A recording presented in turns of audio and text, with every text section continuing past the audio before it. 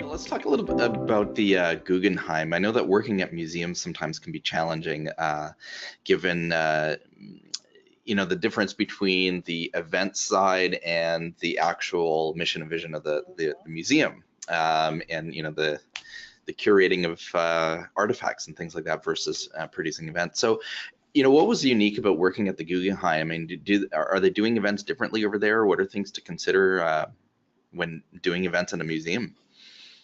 Yeah, no, museum events are a whole nother beast. I sort of breathed a sigh of relief coming to Juilliard, not having the same restrictions that I had at the Guggenheim.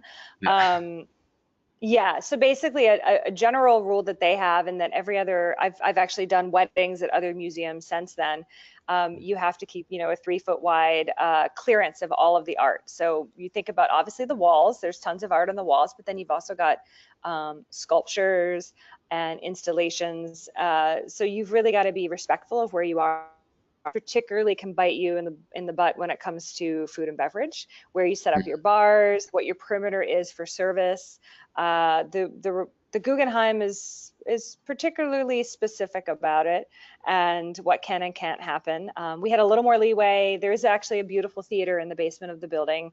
It is an historic landmark, so it's protected in that way, but we had a little more leeway there.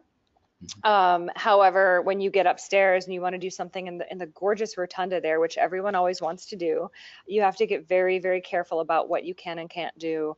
If you go up the ramps to the different viewing galleries, again, you're dealing with what can and can't be so close. You're dealing with a lot of audio restrictions as well. There's certain decibel. I mean, I think any venue has decibel level considerations, but museums tend to be pretty specific because there are decibel levels that can affect some of the art. The Guggenheim uniquely, and this is unique to this building, if anyone's ever been to this museum in New York City, it's really iconic architecturally. And if you haven't been, you should go.